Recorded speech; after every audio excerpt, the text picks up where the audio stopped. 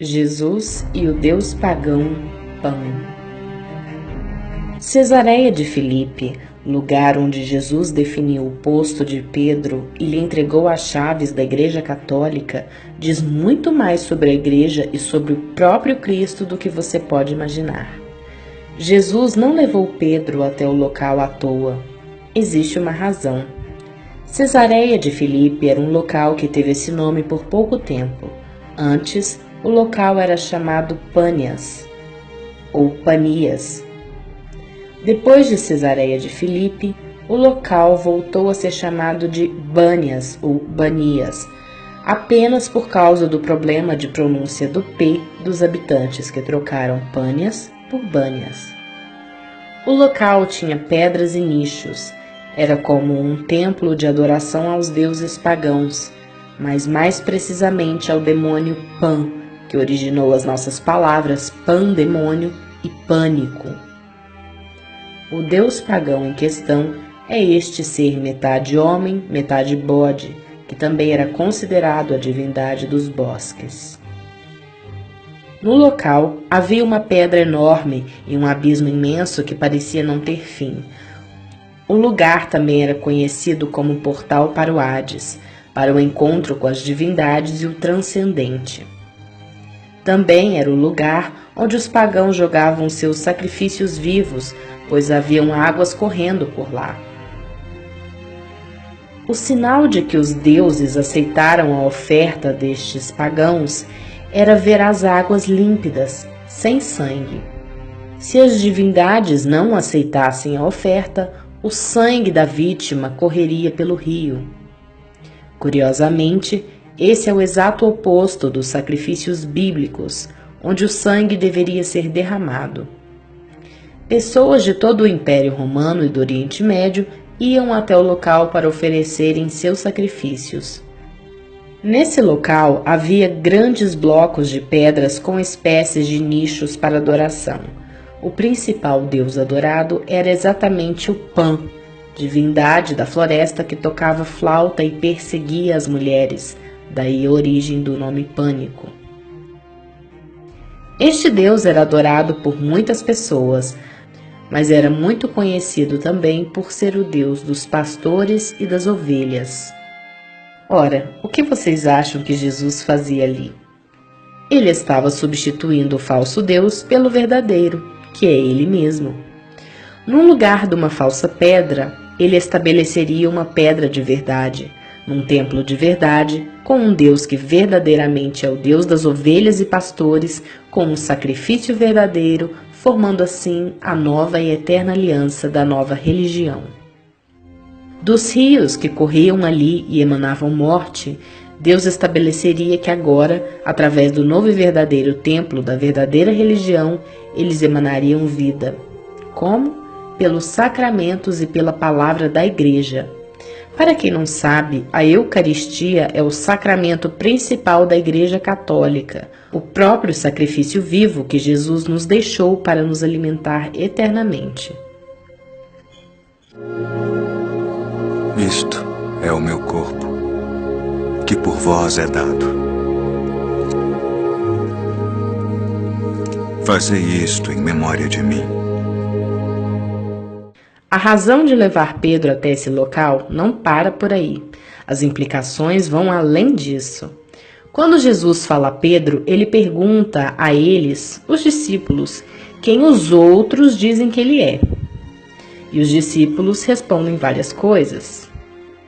Depois, ele pergunta aos próprios discípulos quem eles pensavam que ele era.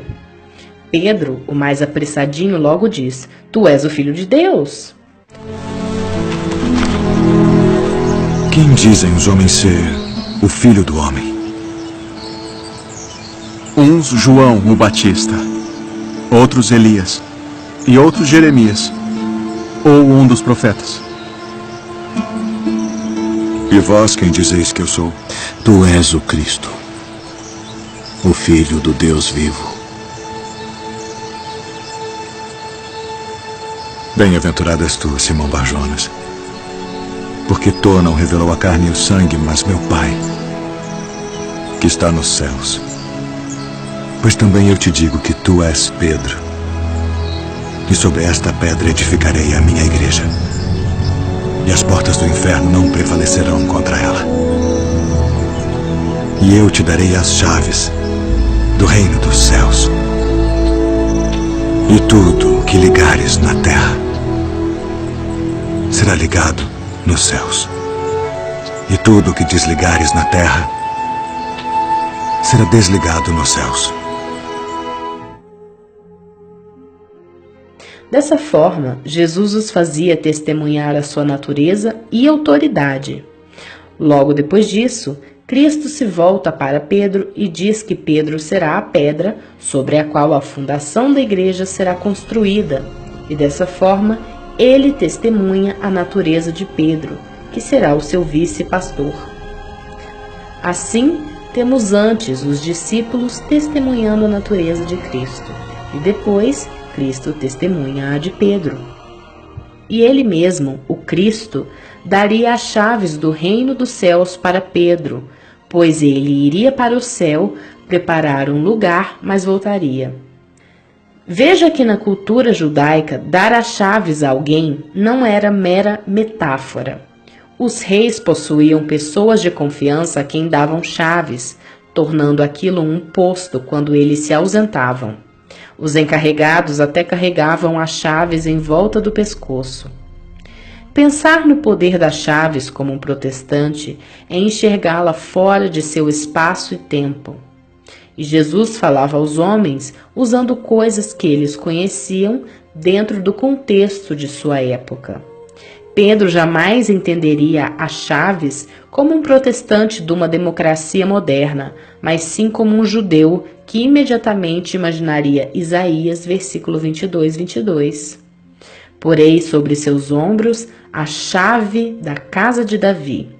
Se ele abrir, ninguém fechará. Se fechar, ninguém abrirá. E vejam só, ele também era chamado de Pai de Jerusalém. Isto é a prefiguração do Papa. Protestantes costumam alegar que não devemos chamar ninguém de pai como autoridade, mas a própria Bíblia os desmente nisso. Eles precisam da grande imagem, mas se limitam às suas interpretações de pequenos versículos, sem notar que com isso podem simplesmente entrar em contradições absurdas. Abraão também foi chamado de pai de muitos. O próprio nome, Abraão, já quer dizer isto. Isso significa que Abraão tomou o lugar de Deus? Obviamente que não. Eva, a mãe de todos os viventes. Isso é descrito em Gênesis. Maria, a nova Eva, portanto a nova mãe. Justamente por isso, Cristo a deixa como mãe na hora de sua morte. Eis aí a tua mãe. Notem que essa espécie de mordomo que carregava as chaves do rei era reverenciado pelo povo, pois ele era vigário do rei, representava o próprio rei. Cristo sabia disso, e Cristo também sabia que o povo sabia disso.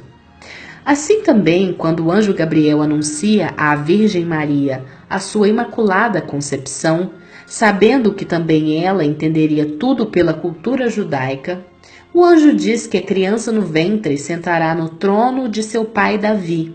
E adivinhem quem era a rainha do rei?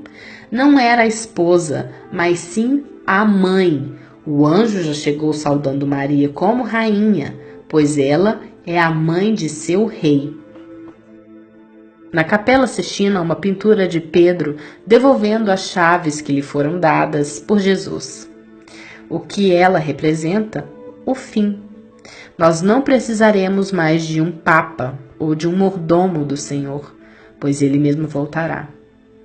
Se as pessoas compreendessem a riqueza da fé católica, jamais a deixariam ou a desprezariam. Todo o engano vem da soberba e da ignorância.